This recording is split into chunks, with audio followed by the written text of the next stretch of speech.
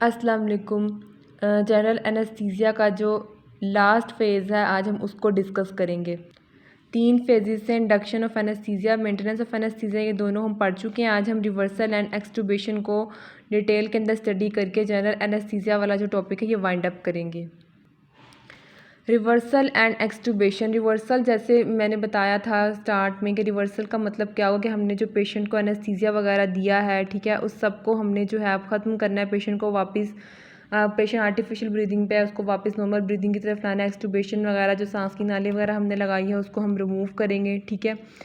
अच्छा, अब क्या होता है कि जैसे ही सर्जिकल प्रोसीजर ख़त्म होगा तो हम क्या करेंगे, हमने लास्ट लेक्चर में पढ़ा कि मेंटेनेंस ऑफ एनेस्थीसिया में हमने देखा कि 3 चीज़ों का मिक्सचर पेशेंट को दे रहे थे, ऑक्सीजन का, नाइट्रस ऑक्साइड का और साथ में गैसेस थी, ठीक है, हैलोथेन, आइसोफ्लूरिन और सीवोफ्लूरिन वगैरह। तो जैसे ही सर्जिकल प्रोसीजर ख़त्म होगा हमने इन तीनों में से 2 चीज़ों को फ़ौरन से ख़त्म कर देना है, पेशेंट को नहीं देना, that is nitrous oxide and gases. इन दोनों को हमने जो है वो ख़त्म कर देना है, पेशेंट को नहीं देनी। बस एक चीज़ हमने पेशेंट को एनेस्थीसिया मशीन के थ्रू देनी है, दैट इज़ ऑक्सीजन, ठीक है। 2 चीज़ों को ख़त्म कर देना है, नाइट्रस ऑक्साइड और गैसेस को, और पेशेंट को बस एनेस्थीसिया मशीन के थ्रू ऑक्सीजन देते रहना है, ठीक है, जब तक पेशेंट जो है वो जागना शुरू ना हो जाए और कॉन्शियस ना हो जाए। इस स्टेज पे हमने पेशेंट को जो ड्रग देनी है दैट इज़ नियोस्टिग्मीन। नियोस्टिग्मीन क्या करती है? नियोस्टिग्मीन जो है ये जो हम ड्रग दे रहे थे मेंटेनेंस ऑफ एनेस्थीसिया के अंदर, एट्राक्यूरियम जो ड्रग थी, जो मसल रिलैक्सेंट थी, ठीक है, इसके इफ़ेक्ट्स को ख़त्म कर देती है, ठीक है। नियोस्टिग्मीन जो है वो किस तरह इफ़ेक्ट्स को ख़त्म करती है वो हम देखते हैं। अच्छा, हमारे पास हमारी बॉडी में एक एंजाइम है दैट इज़ एसिटाइल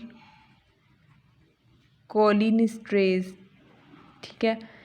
इसका काम क्या होता है? इसका काम ये होता है कि जो एसिटाइल कोलिन है, ठीक है, एसिटाइल कोलिन हमें पता है। एसिटाइल कोलिन क्या है? एसिटाइल कोलिन जो है ये इंपॉर्टेंट न्यूरो रिसेप्टर है हमारे मसल का, जो हमारे मसल की क्या करवा रहा होता है? रिलैक्सेशन। अब हमारी बॉडी में जो एंजाइम है ना एसिटाइल कोलिनेस्टरेज, ये क्या कर रहा होता है? जब हम ड्रग दे रहे थे ना एट्राक्यूरियम, तब क्या हो रहा था? एसिटाइल कोलिनेस्टरेज जो है वो एसिटाइल कोलिन को ब्रेक कर रहा था इसकी इनएक्टिव पार्ट्स में, ठीक है, इनएक्टिव पार्ट में ब्रेक करता था। तो एसिटाइल कोलिन जो है वो यूज़ नहीं होती थी और जो मसल की रिलैक्सेशन थी वो हो रही थी, ठीक है, मसल कॉन्ट्रैक्ट नहीं कर रहा था।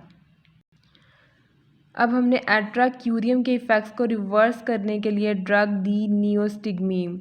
नियोस्टिग्मीन ने क्या किया? इसने जाके ब्लॉक कर दिया एसिटाइल कोलिनेस्टरेज को, ठीक है, एसिटाइल कोलिनेस्टरेज को इसने ब्लॉक कर दिया। तो ये क्या होगा? ये एसिटाइल कोलिन को जो है उसके ऊपर एक्ट नहीं करेगा, ठीक है, एसिटाइल कोलिन इनएक्टिव पार्ट में कन्वर्ट नहीं होगी। एसिटाइल कोलिन जो है वो एज इट इज़ यूज़ होगी, ठीक है, और जो मसल है वो कॉन्ट्रैक्ट करेगा।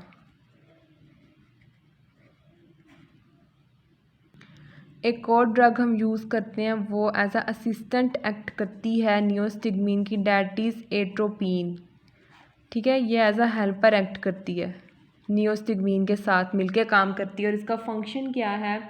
ये हेल्प करती है कि जो एसिटाइल कोलिन के रिसेप्टर्स हैं वो ज़्यादा से ज़्यादा बाइंड हों विथ नियोस्टिग्मीन। अच्छा, ये वही बताया हुआ है कि एट्रोपिन है, इसकी डोज कितनी यूज़ करनी है? 0.02 mg/kg, ठीक है। इसको हम देते हैं उस स्टेज पे जब हमने रिसेप्टर्स को ब्लॉक करना होता है, ठीक है, ताकि जो मैक्सिमम डोज है नियोस्टिग्मीन की वो रिसेप्टर्स के साथ बाइंड कर सके, ठीक है।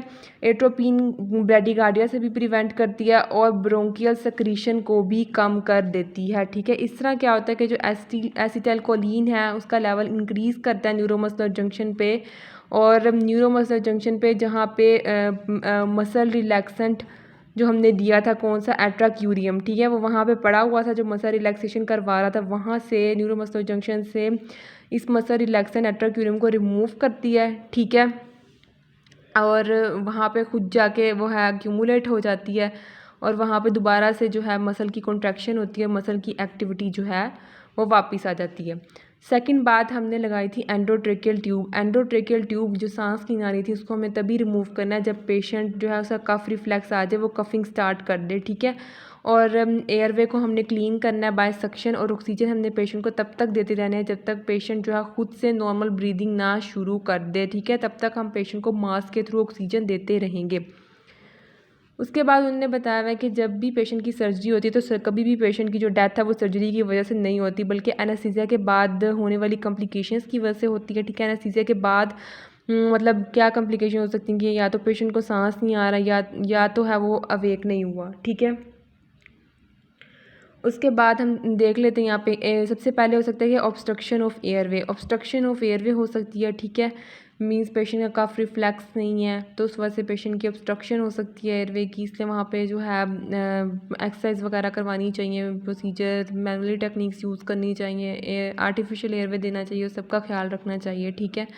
हाइपोक्सिया, ऑक्सीजन कंटिन्यूसली देते रहना चाहिए जब तक कि पेशेंट खुद नॉर्मल ब्रीदिंग पे ना आ जाए, ठीक है। और यहाँ पर मैंने बताया था कि अवेक मतलब पेशेंट जागा नहीं है जल्दी, उसको होश में नहीं आया। ऐसा क्यों होता है? ऐसा इसलिए होता है कि जो हमने एनेस्थेटिक एजेंट्स दिया था, हो सकता है उसकी ओवरडोज हो या उससे कुछ इफेक्ट्स अभी बॉडी के अंदर मौजूद हो, इस वजह से पेशेंट स्पेसिफिक टाइम के अंदर होश में नहीं आया, ठीक है।